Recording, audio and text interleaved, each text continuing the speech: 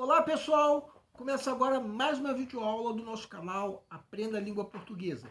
Em primeiro lugar, inscreva-se no nosso canal para não perder nenhuma das nossas próximas videoaulas e ative o sininho para receber todas as notificações.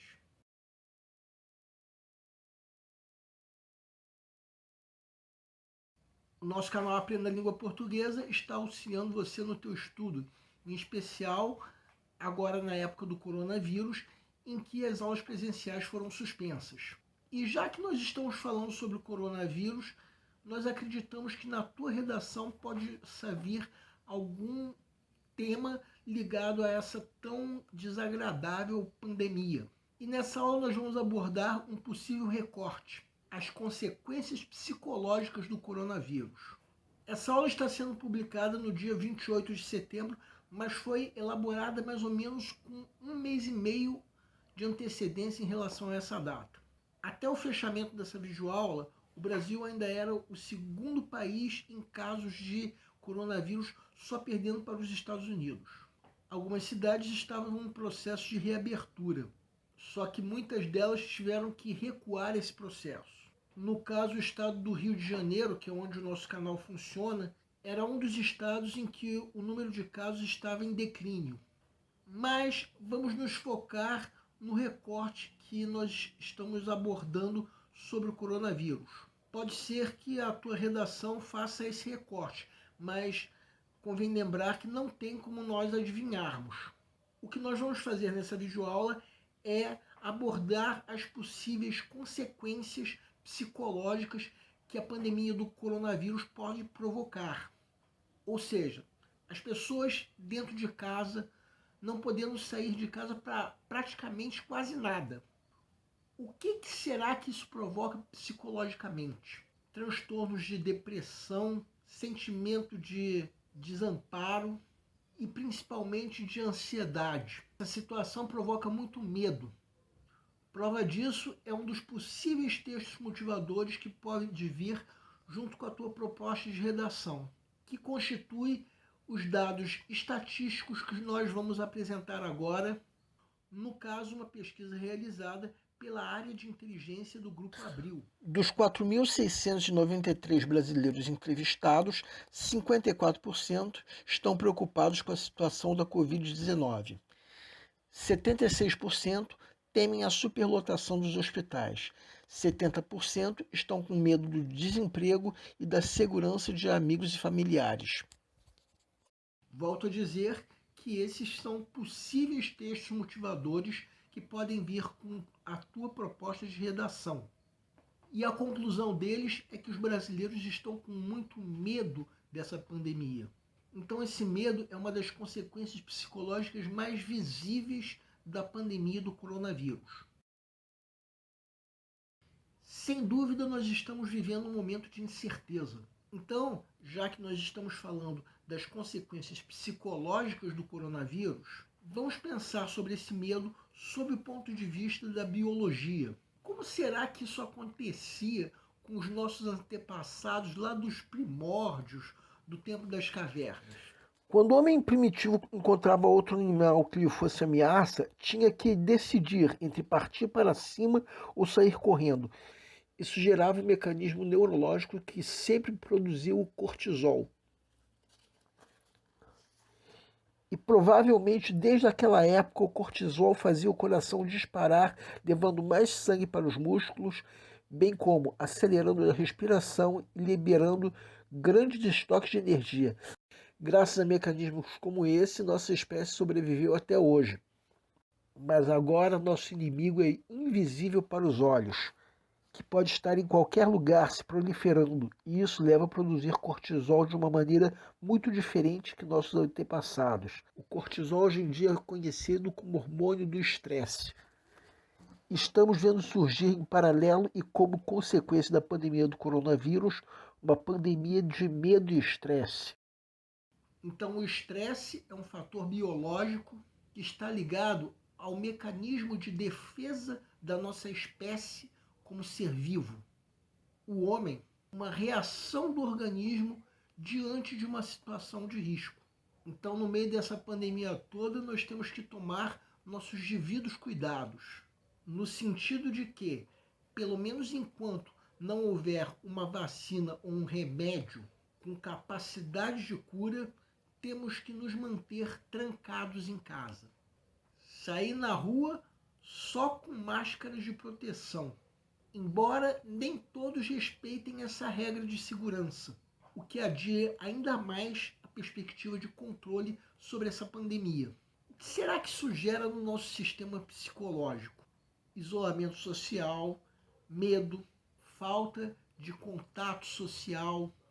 Segundo pesquisa realizada por uma universidade americana, o isolamento e a falta de contatos sociais trazem riscos à saúde equivalentes a fumar 15 cigarros por dia, sendo mais danoso do que a própria obesidade. O uso de máscaras impede as pessoas de demonstrarem seus sentimentos e emoções.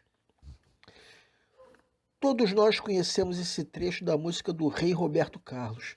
Que pena, continuamos sentindo emoções, mas pelo menos por enquanto essas emoções estão por trás das máscaras. No meio disso tudo, o isolamento acaba provocando um respaldo psicológico com consequências sérias. Ficamos o tempo todo em casa, independente da nossa faixa de idade. O que isso acabou acarretando na vida cotidiana? No campo das relações amorosas, houve um aumento do desgaste. Isso se verificou principalmente em algumas províncias da China, o país que foi o primeiro epicentro da doença, que na última semana de março registrou um aumento nos pedidos de divórcio e separação. Muitos psicólogos concordam que os dois principais fatores que estão contribuindo para isso são: primeiro, a falta de assunto decorrente do fato de todos nós estarmos em casa. Com isso, faltam novidades ou qualquer coisa diferente para comentar. Segundo, o convívio de quase 24 horas por dia faz com que tenhamos uma ênfase cada vez maior dos defeitos e manias do nosso par. Uma psicóloga mesmo chegou a comentar que nunca tinha reparado no barulho que o marido sempre fez com a boca. E no fim das contas, outros aspectos da personalidade antes passavam desapercebidos, mas com o convívio diário passaram a ficar mais evidentes. Esses são dois fatores que são reconhecidos pelos psicólogos. Então você que tem uma namorada ou um namorado e que continua sem problemas no casamento, nossa dica é que o melhor método é o diálogo. Nunca esconda do teu par aquilo que te incomoda. Converse com ele ou com ela para tornar o cotidiano o mais agradável possível. Senão, você corre o risco de terminar o relacionamento. E se isso acontecer, o teu sofrimento pode inclusive prejudicar o teu estudo. Podemos apontar ainda um terceiro fator, que é a violência doméstica, que aumentou muito durante a pandemia. Na semana em que nós elaboramos essa videoaula, ocorreu um fato que muitos devem se lembrar. No estado do Espírito Santo, uma menina de 10 anos ficou grávida por ter sido estuprada pelo tio e teve a gravidez interrompida. Isso é mais um caso de violência doméstica. E como outros casos semelhantes, não há diálogo que resolva. As vítimas devem procurar uma delegacia de defesa da mulher, ou a Casa da Mulher Brasileira, ou os centros de acolhimento, que continuam funcionando normalmente durante a pandemia.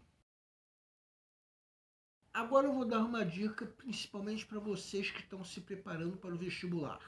Escolha um período específico do dia para se manter atualizado. Pode escolher um horário, por exemplo, meio-dia. Nesse horário que você escolher, todo dia você vai ou ler jornal ou vai cumprir o teu método de se manter atualizado. Até porque na tua prova vão cair também questões sobre atualidades. Faça isso priorizando os meios de comunicação sérios e os sites oficiais de entidades sérias. e checando a fonte de toda e qualquer informação que você receber. Tome cuidado principalmente com as fake news, que já foram inclusive tema de uma outra videoaula como um possível tema de redação. E se você tiver qualquer dúvida quanto à veracidade da informação, o meu conselho é que você não a compartilhe com ninguém. E não fique o tempo todo diante da televisão. Digo isso não é só para que você tenha mais tempo para estudar, mas pelo próprio vício que o excesso de televisão pode provocar. Recebemos um volume de informação muito elevado no nosso dia a dia. Vamos apresentar agora mais um possível texto motivador que pode vir com a tua proposta de redação. Trata-se de um levantamento feito pelo site Internet Live States. A cada segundo o mundo produz e compartilha 2,9 milhões de e-mails, 8.947 posts no Twitter, 987 fotos no Instagram, 4.602 chamadas no Skype, 82.386 pesquisas no Google. Isso mesmo que você está lendo agora. Tudo isso acontece em apenas um segundo. Por aí podemos pensar. Tudo isso aparece em computadores e em smartphones no período de apenas um segundo. Então chegamos à conclusão que estamos diante de uma ameaça viral, em que a cada momento surgem novos fatos. Torno a dizer que no momento em que essa videoaula for publicada, já deverão ter surgido novos fatos para você se atualizar.